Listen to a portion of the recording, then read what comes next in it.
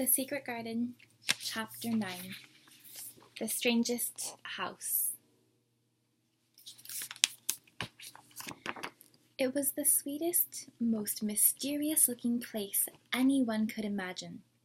The high walls which shut it in were covered with the leafless stems of climbing roses, which were so thick that they were matted together. Mary Lennox knew there were roses because she had seen a great many roses in India. All the ground was covered with grass of a wintry brown, and out of it grew clumps of bushes, which were surely rose bushes if they were alive. There were numbers of stranded roses which had so spread their branches that they were like little trees. There were other trees in the garden, and one of the things which made the place look strangest and loveliest was that climbing roses had run all over them and swung down long tendrils, which made light swaying curtains, and here and there they had caught at each other or at a far-reaching branch, and had crept from one tree to another, and made lovely bridges of themselves. There were neither leaves nor roses on them now, and Mary did not know whether they were dead or alive, but their thin gray or brown branches and sprays looked like a sort of hazy mantle spreading over everything, walls and trees and even brown grass, where they had fallen from their fastenings and run along the ground. It was this hazy tangle from one tree to tree which made it all look so mysterious. Mary had thought it must be different from other gardens, which had not been left all by themselves so long, and indeed it was different from any other place she had ever seen in her life. "How still it is," she whispered. "How still." Then she waited a moment and listened at the stillness. The robin who had flown to his treetop was still as all the rest. He did not even flutter his wings. He sat without stirring and looked at Mary. "No wonder it is still," she whispered again. "I am the first person who has spoken in here for 10 years. She moved away from the door, stepping as softly as if she were afraid of awakening someone. She was glad that there was a grass under her feet and that her steps made no sounds. She walked under one of the fairy-like gray arches between the trees and looked up at the sprays and tendrils which formed them. "I wonder if they are all quite dead," she said. "Is it all a quite dead garden? I wish it wasn't." If she had been Ben Weatherstaff, she could have told whether the wood was alive by looking at it, but she could only see that there were only gray or brown sprays and branches, and none showed any signs of even a tiny leaf bud anywhere. But she was inside the wonderful garden, and she could come through the door under the ivy any time, and she felt as if she had found a world all her own. The sun was shining inside the 4 walls, and the high arch of blue sky over this particular piece of Misselthwaite seemed even more brilliant and soft than it was over the moor. The robin flew down from his treetop and hopped about or flew after her from one bush to another. He chirped a good deal and had a very busy air, as if he were showing her things. Everything was strange and silent, and she seemed to be hundreds of miles away from anyone.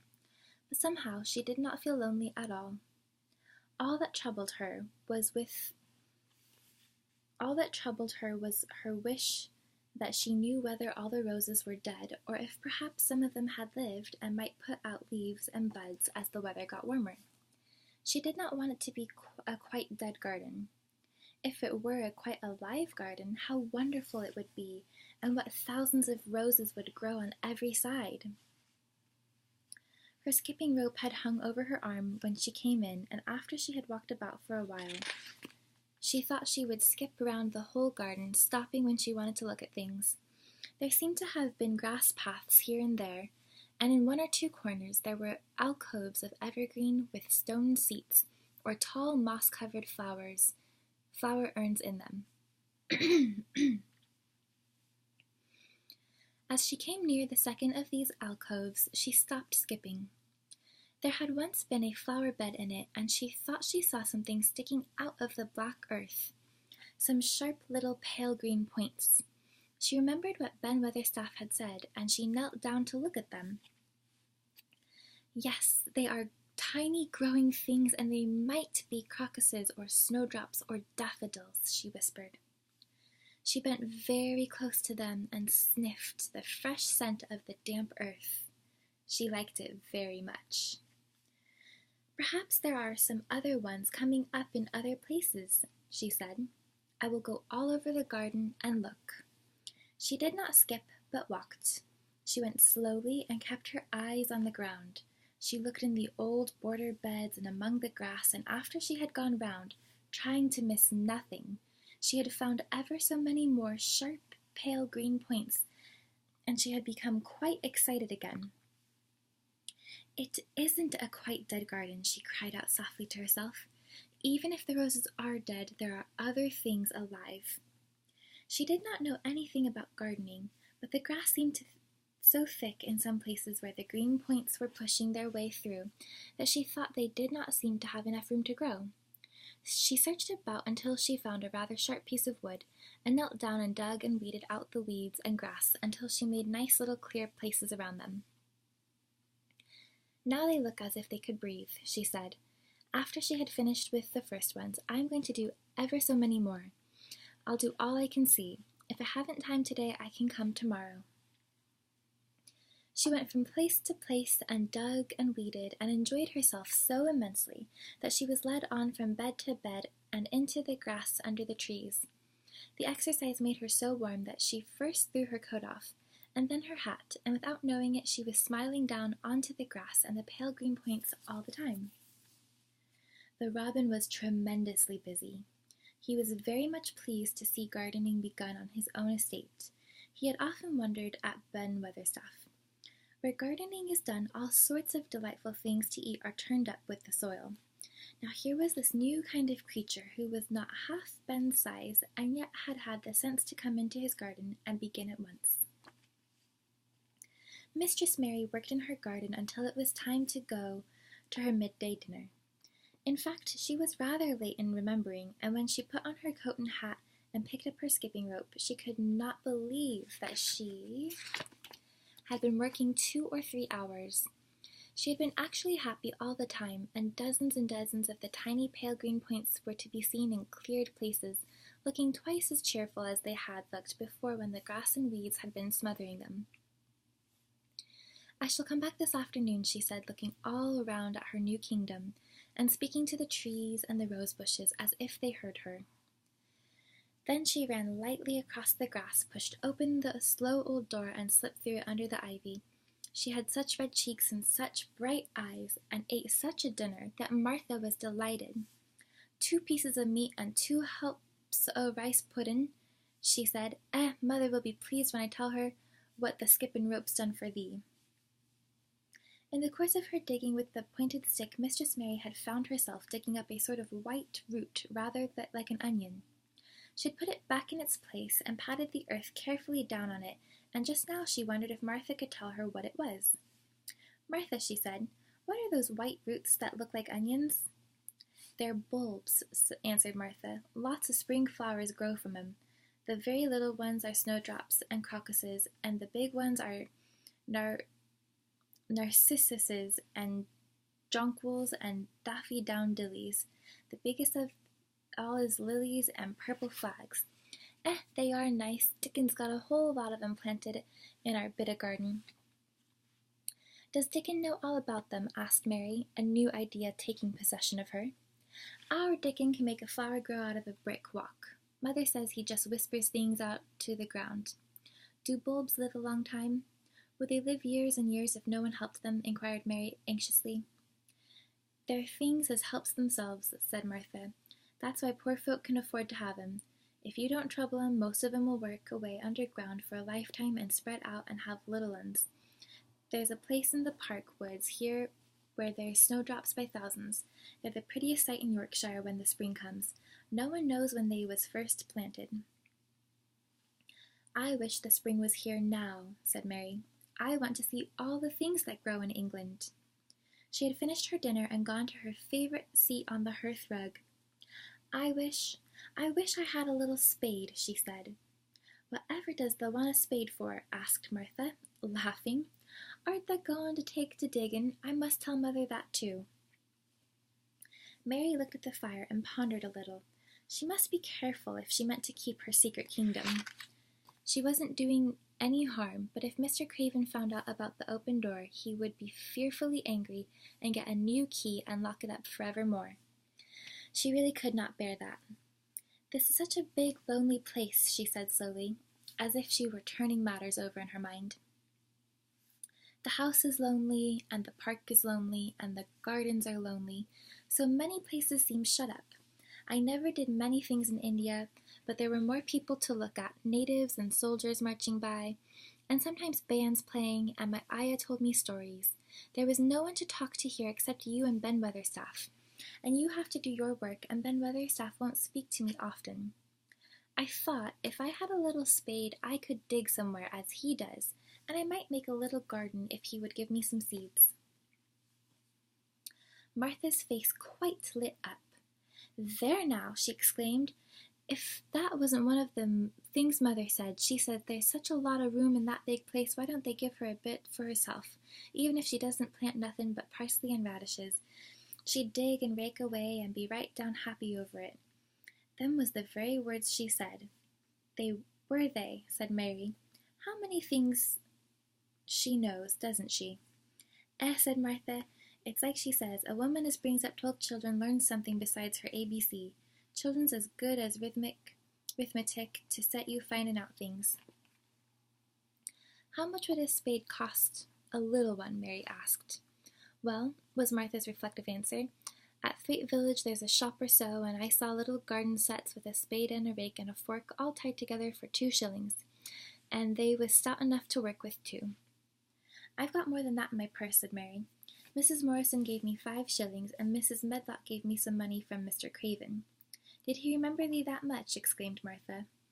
Mrs. Medlock said I was to have a shilling a week to spend. She gives me one every Saturday. I didn't know what to spend it on. My word, that's riches, said Martha. They can buy anything in the world they wants. The rent of our cottage is only 1 and 3 pence, and it's like pulling eye teeth to get it. Now I've just thought of something. Putting her hands on her hips.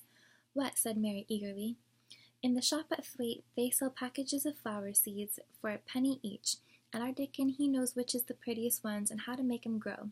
He walks over to Thwaite many a day just for the fun of it. Does Lynn know how to print letters? Suddenly. I know how to write, Mary answered. Martha shook her head. Our Dickon can only read printin' if they could print. We could write a letter to him and ask him to go and buy the garden tools and the seeds at the same time. Oh, you're a good girl, Mary cried. You are, really. I didn't know you were so nice. I know I can print letters if I try. Let's ask Mrs. Medlock for a pen and ink and some paper. I've got some of my own, said Martha. I bought 'em so I could print a bit of a letter to Mother of a Sunday. I'll go and get it.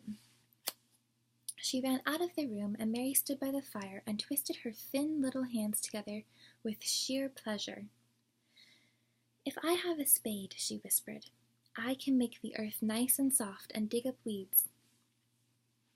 If I have seeds and can make flowers grow, the garden won't be dead at all. It will come alive. She did not go out again that afternoon because when Martha returned with her pen and ink and paper, she was obliged to clear the table and carry the plates and dishes downstairs, and when she got into the kitchen, Mrs. Medlock was there and told her to do something. So Mary waited for what seemed to her a long time before she came back. Then it was a serious piece of work to write to Dickon. Mary had been taught very little because her governesses had disliked her too much to stay with her. She could not spell particularly well, but she found that she could print letters when she tried. This was the letter Martha dictated to her. My dear Dickon, this comes hoping to find you well as it leaves me at present. Miss Mary has plenty of money and will you go to Thwaite and buy her some flower seeds and a set of garden tools to make a flower bed. Pick the prettiest ones and easy to grow because she has never done it before and lived in India, which is different. Give my love to Mother and every one of you. Miss Mary is going to tell me a lot more so that on my next day out you can hear about elephants and camels and gentlemen going hunting lions and tigers. Your loving sister, Martha Phoebe Sowerby. We'll put the money in the envelope, and I'll get the butcher boy to take it in his cart. He's a great friend of Dickon's, said Martha. How shall I get the things when Dickon buys them? He'll bring them to you himself. He'll like to walk over this way. Oh, exclaimed Mary, then I shall see him. I never thought I should see Dickon. Does thou want to see him? Asked Martha suddenly, for Mary had looked so pleased. Yes, I do. I never saw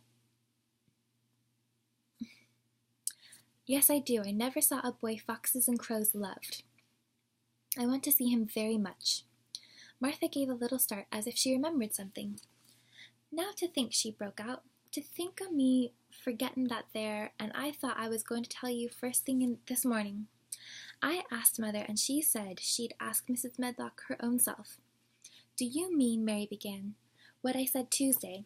Ask her if you might be driven over to our cottage some day and have a bit of Mother's hot oat cake and butter and a glass of milk. It seemed as if all the interesting things were happening in one day. To think of going over the moor in the daylight and when the sky was blue. To think of going into the cottage which had 12 children. Does she think Mrs. Medlock would let me go? She asked quite anxiously. Aye, she thinks she would. She knows what a tidy woman Mother is and how clean she keeps the cottage. If I went, I should see your mother as well as Dickon, said Mary, thinking it over and liking the idea very much. She doesn't seem to be like the mothers in India. Her work in the garden and the excitement of the afternoon ended by making her feel quite quiet and thoughtful. Mary stayed with her until tea time, but they sat in comfortable quiet and talked very little. But just before Martha went downstairs for the tea tray, Mary asked a question. Martha, she said, has the scullery maid had the toothache again today? Martha certainly started slightly. What makes thee ask that? She said. Because when I waited so long for you to come back, I opened the door and walked down the corridor to see if you were coming, and I heard that far-off crying again, just as we heard it the other night. There isn't a wind today, so you see it couldn't have been the wind. Said Martha restlessly, thou mustn't go walking about in corridors and listening. Mr. Craven would be that there angry, and there's no knowing what he'd do. I wasn't listening, said Mary. I was just waiting for you, and I heard it.